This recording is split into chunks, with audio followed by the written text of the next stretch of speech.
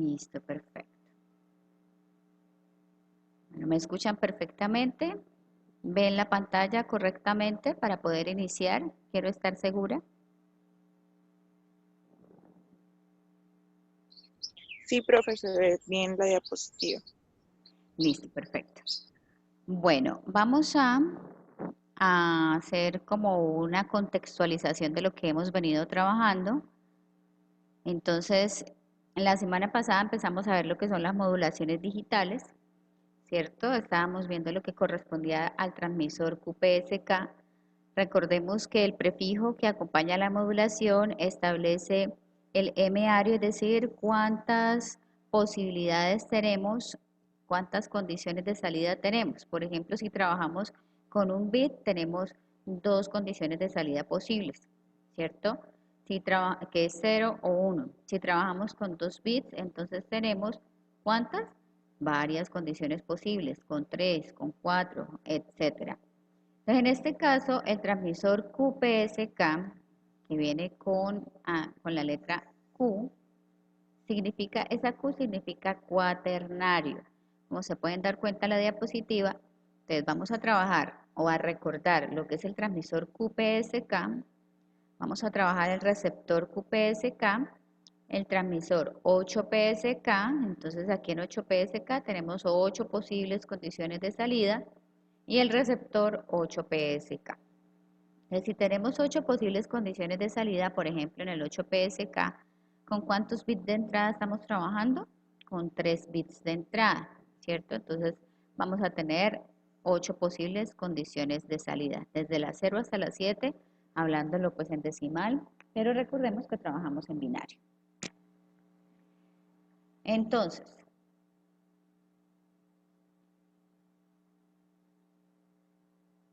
tenemos el transmisor QPSK, el cual ya habíamos trabajado. Recordémoslo. Tenemos entonces nuestros datos de entrada binarios con una frecuencia del bit establecida. Esos datos de entrada binarios pasan por un divisor de bits. ¿Qué hace el divisor de bits? Pues como su mismo nombre lo indica, divide los bits de entrada que van a estar dirigidos hacia un canal IN, que hablábamos que era el canal que estaba en fase, y hacia un canal Q, que es el canal que está en cuadratura. Estos dos bits tienen que estar sincronizados por medio de la señal de reloj, como lo vemos en el diagrama de bloques. Cada uno de los canales está dirigido hacia un modulador balanceado, porque prácticamente tenemos dos moduladores PSK en este transmisor QPSK. En nuestro modulador PSK sencillo, recordemos que teníamos un modulador balanceado, ¿cierto? Que trabajábamos con el ejemplo del transformador y los diodos, donde necesitábamos que los diodos se activaran o se desactivaran, correspondiendo a la señal de entrada, pero ¿a cuál señal?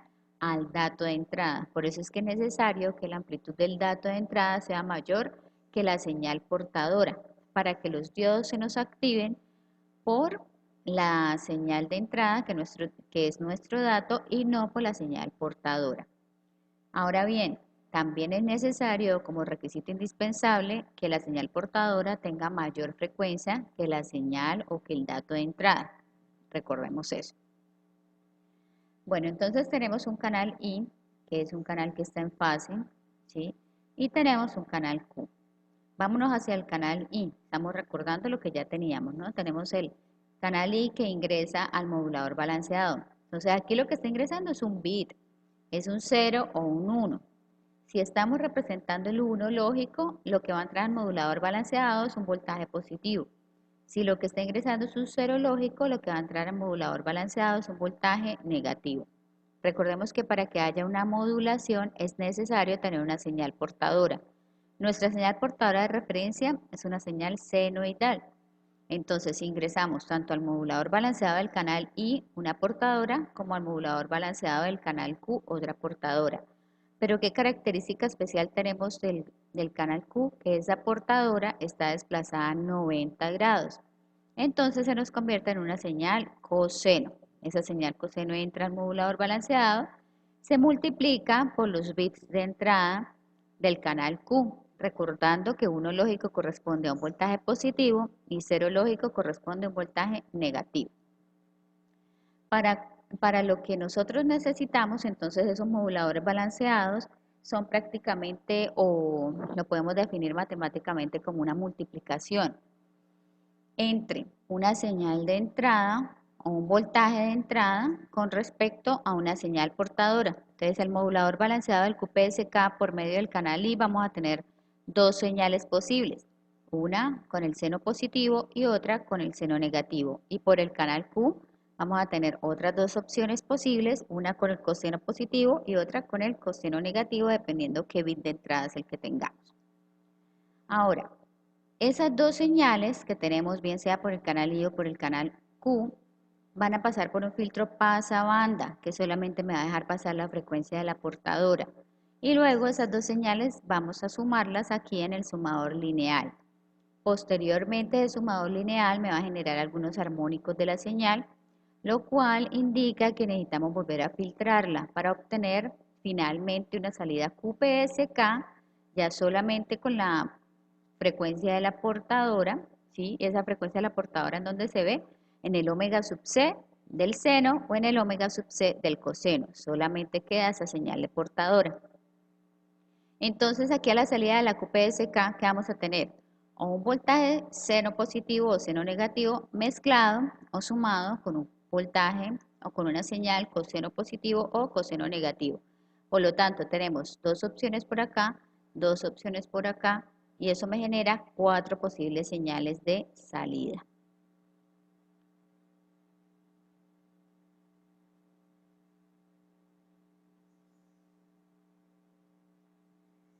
Como podemos ver, entonces ese diagrama de bloques me va a generar un diagrama fasorial o un diagrama de constelación.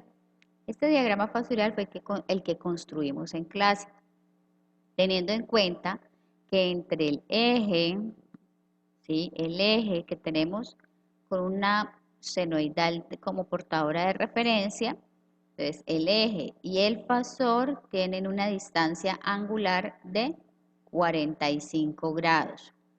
Entonces, al conformar nuestras debidos fasores o nuestras debidas señales, ¿qué vamos a tener? Vamos a tener entonces una fase en 45, en 135, acá la mencionan o en el libro la mencionan como menos 135, que corresponde a 225, y aquí menos 45, que corresponde a 315, ¿sí? Ellos la toman es hacia, digamos, esta senoidal en sentido hacia la izquierda o en sentido antihorario, y hacia abajo, entonces la senoidal también con respecto a la senoidal.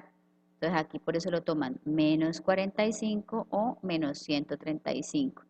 Nosotros, ¿qué hicimos en el diagrama, en la tabla de verdad de este QPSK?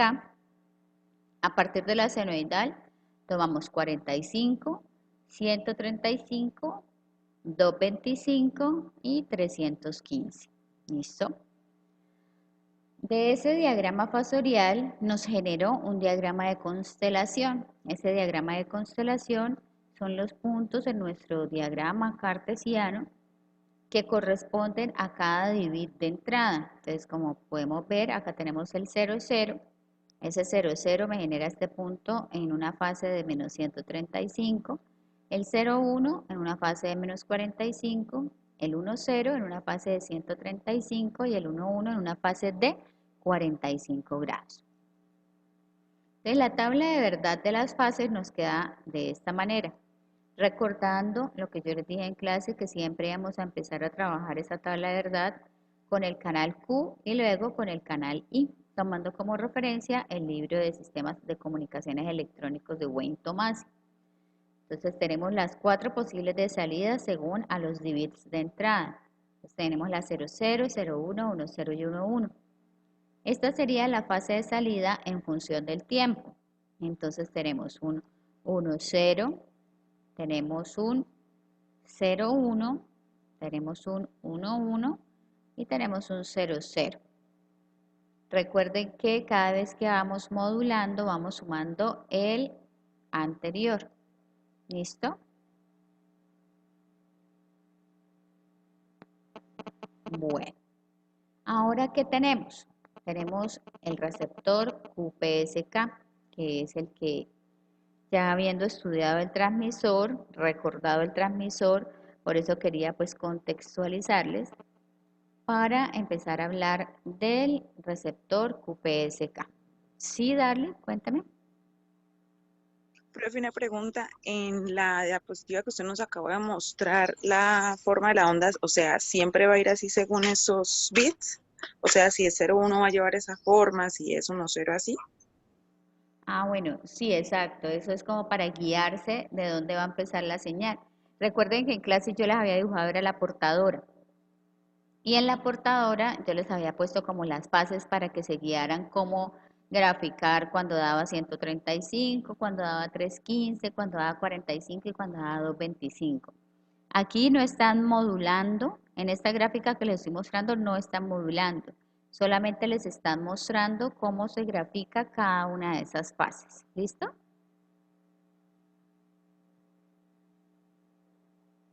Si le quedó resuelta la inquietud, Darly. Sí, señora, profe, gracias. Bueno, perfecto. Bueno, entonces continuemos con nuestro receptor QPSK. Entonces a la salida de nuestro transmisor, recordemos a la salida del transmisor, aquí tenemos una salida QPSK. Esa salida QPSK está conformada de una señal seno y de una señal coseno, ¿sí? Que es la que vamos a tener a la entrada de nuestro receptor QPSK. Entonces aquí entra una señal seno o una señal coseno en cualquiera de sus cuatro posibles salidas. Recordemos que la señal seno tenía dos opciones, una con voltaje negativo, otra con voltaje positivo, y la señal coseno de igual manera. Entonces, en primer lugar, vamos a analizar cuál es la función de cada uno de esos bloques. Entonces, tenemos inicialmente un filtro pasabanda, lo mismo con la misma función de los filtros del transmisor, como para limpiar la señal. ¿Y cómo la limpia? Solamente dejándome pasar la frecuencia de la portadora. No me deja pasar ni frecuencias mayores ni frecuencias menores. Posteriormente tenemos un divisor de potencia. Entonces el divisor de potencia lo que indica es que como se me va a ir la misma señal, tanto por el canal I como por el canal Q, maneja la mitad de la potencia para cada señal. En el canal I, entonces el ejemplo que tenemos acá en el diagrama de bloques es que está ingresando una señal menos seno de omega sub ct más coseno de omega sub ct, tanto para el canal I como para el canal Q. Cada uno de esos canales tiene un detector de producto. Entonces, ¿qué teníamos en el transmisor? Un modulador balanceado. ¿Cuál era la función matemática del modulador balanceado? Pues multiplicar el voltaje de entrada con la señal portadora. Ahora, ¿qué sucede con el detector de producto? Él lo que hace es detectar qué fue lo que se multiplicó. Pero para detectar tengo que ingresarle otra vez la señal portadora que ingresé en el transmisor. Entonces, aquí tenemos la recuperación de la portadora. Ingreso la portadora con las mismas condiciones. Si en la portadora que yo escogí en el transmisor fue una senoidal, aquí trabajo una senoidal. Si fue una senoidal desplazada, aquí trabajo una senoidal con el ángulo de fase que se desplazó, ¿sí? Para nuestro ejemplo, entonces siempre vamos a trabajar una señal portadora correspondiente a la función seno. Entonces, ingresa la señal senoidal al detector de producto, ingresa la señal. ¿Qué sucede? Matemáticamente hablando, vamos a multiplicar las dos señales. Entonces tenemos la señal portadora que se está multiplicando con la señal de entrada. Entonces aquí matemáticamente sería seno por menos seno, es decir, aplicamos distributiva. Seno omega sub ct por menos seno omega sub ct, nos daría menos seno cuadrado de omega sub ct. Y seno de omega sub ct por coseno de omega sub ct, entonces tendríamos otra función o otra identidad trigonométrica. Ahora les voy a mostrar cuáles son esas identidades. Al realizar esta multiplicación y aplicar identidades trigonométricas, en el mundo de los montajes de los circuitos tenemos que volver a aplicar un filtro. ¿Por qué? Porque resulta que al hacer estas multiplicaciones me va a generar dos veces la frecuencia de la portadora. Entonces es necesario aplicar un filtro pasa abajo para que solamente me permita pasar las frecuencias bajas. Como se me está generando matemáticamente según estas identidades trigonométricas, cuando yo las desarrollo se me va a generar 2 omega sub ct. Entonces aplicamos un filtro pasa abajo para eliminar esa frecuencia doble que se me generó de la portadora. Y esa frecuencia doble, como se me elimina, solamente me va a quedar este voltaje. Me va a quedar menos un medio del voltaje dado con el resultado de esta multiplicación. Entonces, ese menos un medio, ¿a qué corresponde? Entonces, acá no tomamos la magnitud como tal porque recordemos que dividimos potencia, por eso aquí no nos da el voltaje completo y aquí tampoco. Nos da menos un medio, pero ¿qué es lo que nos interesa? El signo, ¿sí? Esta amplitud fue negativa y cuando era negativa decíamos que correspondía a un cero lógico. Un cero lógico en el canal I. Y por el canal Q hacemos el mismo procedimiento, pero lo estamos multiplicando por el desplazamiento de la señal portadora. Matemáticamente, de igual manera, se me va a generar, según las identidades trigonométricas, el doble de la frecuencia de la portadora, la cual es filtrada por perdón por la redundancia, por este filtro, pasa abajo, donde solamente me va a dejar pasar la frecuencia de la portadora, me elimina la frecuencia, el doble de la frecuencia que se generó.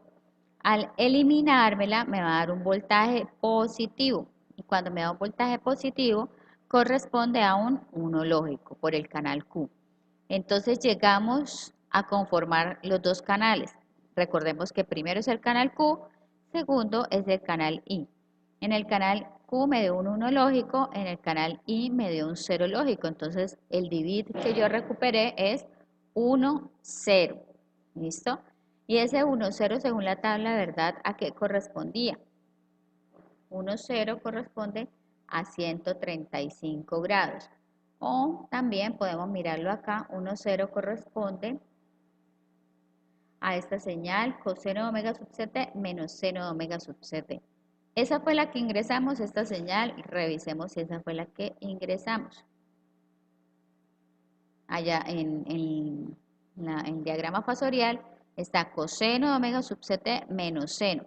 Acá tenemos menos seno más coseno, si es la misma señal que ingresamos. ¿Listo?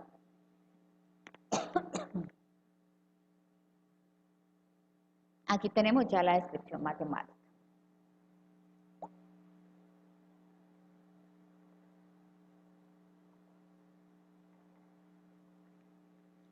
Entonces,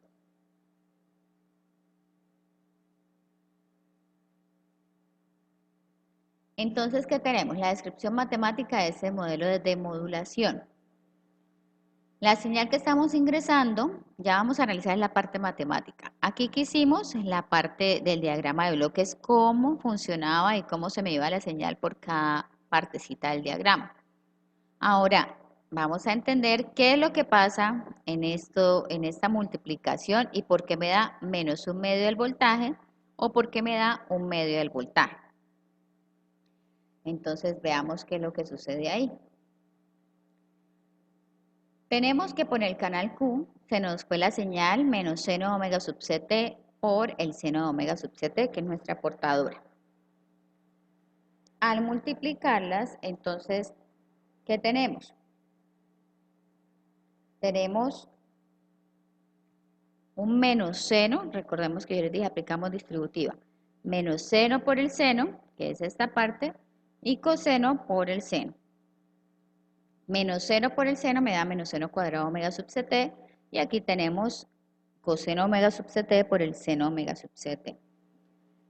La función trigonométrica seno cuadrado, aplicando identidades trigonométricas, me dice que es un medio de 1 menos coseno de 2 omega sub c. ¿Sí?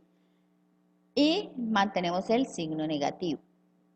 Y la función o la identidad trigonométrica que define a la multiplicación del coseno por el seno con el mismo ángulo o con el mismo argumento, que en este caso es omega sub c, es un medio de seno de la frecuencia de uno más la frecuencia del otro, más un medio del seno de la frecuencia de uno menos la frecuencia del otro, ¿sí?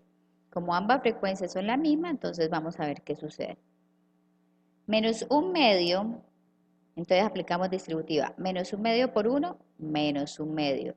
Menos un medio por menos coseno de 2 omega sub c, me da un medio de coseno de 2 omega sub c. En este caso me da un medio de seno de 2 omega sub c y en este de acá me da un medio de seno de 0. ¿Listo? ¿Qué sucede? Después del filtro, dijimos que elimina, como es un filtro pasa abajo, elimina las frecuencias dobles de la portadora. Entonces, elimina esta señal, esta frecuencia doble, elimina esta frecuencia doble y el seno de 0 es igual a 0. Entonces, eso también se elimina. De tal manera que solamente por el canal I queda menos un medio. ¿Está claro? ¿Alguna pregunta hasta acá? Profe, ¿cómo fue lo que acabo de decir del por qué se elimina el coseno de 2 omega sub ct y el otro? Debido a este filtro pasa abajo. Este filtro pasa abajo me elimina las frecuencias altas. Entonces, como se me generó 2 veces la frecuencia de la portadora, entonces, como es una frecuencia extremadamente alta, me elimina esta frecuencia y me elimina esta frecuencia. ¿Listo? O sea, simplemente así. Sí, exacto. Recordemos que cuando estábamos trabajando filtros, por ejemplo en comunicaciones análogas, simplemente ¿qué sucede con un filtro pasa abajo?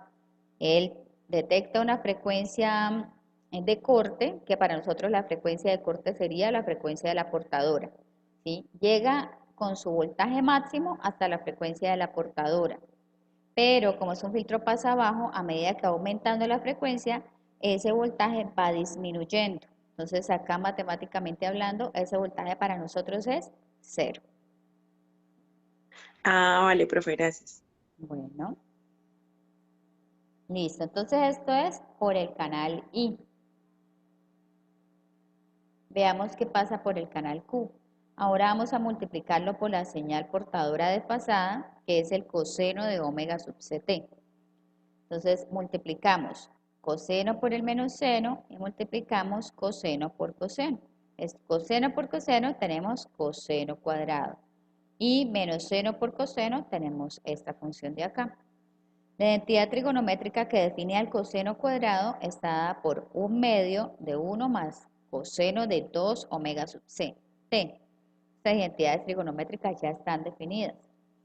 Y la identidad trigonométrica que multiplica un seno con un coseno está dada por un medio de seno del ángulo final más el ángulo inicial menos un medio del seno del ángulo final menos el ángulo inicial. En este caso son los mismos ángulos, ¿sí? Entonces, pero para que lo tengan presente es el final más el inicial, final más menos inicial. ¿Qué sucede acá? Entonces aplicamos distributiva, un medio por 1.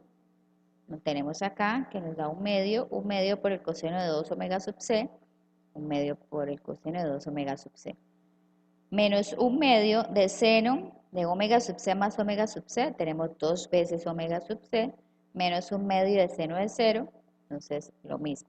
Acá volvemos a filtrar, seno de 0 es 0, por lo tanto solamente me queda la amplitud, que es un medio del voltaje.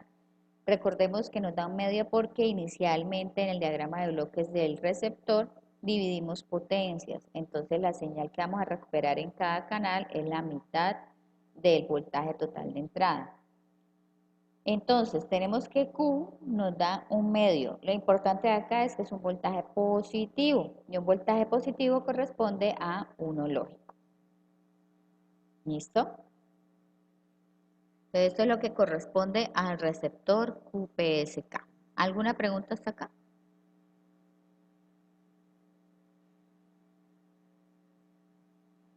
Bueno, muy bien.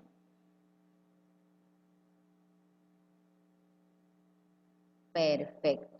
Muchísimas gracias.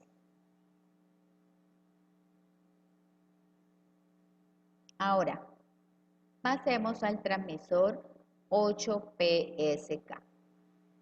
Entonces, el transmisor 8PSK, ¿qué es lo que tenemos de diferente? En primer lugar, dentro de sus características está que este numerito 8, que tiene como prefijo de la modulación PSK, indica que ahora vamos a tener 8 posibles salidas, 8 posibles condiciones de salida. Eso corresponde a 3 bits de entrada. Por eso es que esos 3 bits de entrada están definidos como el canal Q, el canal I y el canal C. Entonces, vamos a analizar qué sucede en cada uno de esos canales. Entonces, vamos a tener los datos de entrada binarios, que entonces va a ser o el 000 o el 001, ¿sí? Del 0 al 7 en binario. Internamente, acá hay un divisor de bits. ¿Para qué? Para que por cada canal se me vaya uno de esos bits. Entonces, por el canal Q vamos a tener que tenemos un bits y como ustedes se podrán dar cuenta, el canal Q y el canal I tienen convertidores de 2 a 4 niveles. Ya vemos para qué van a ser esos convertidores.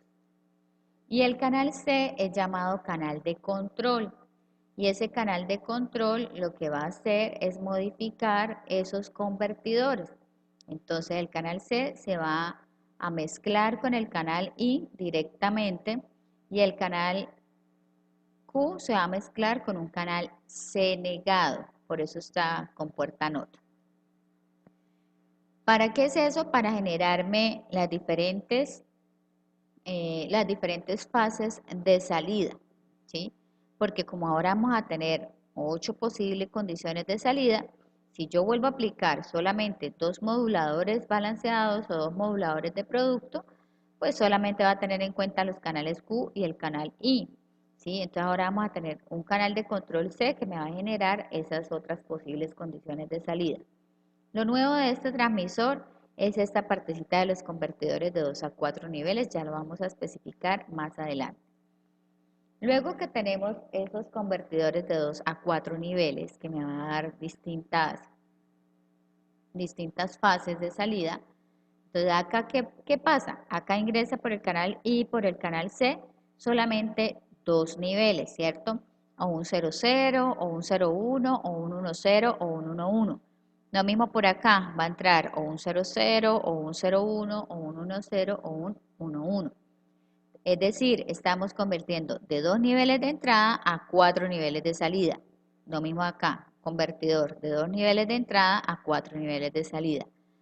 Y acá vamos a tener una señal PAM de 4 niveles de salida, lo mismo por el canal Q, una señal PAM de 4 niveles de salida.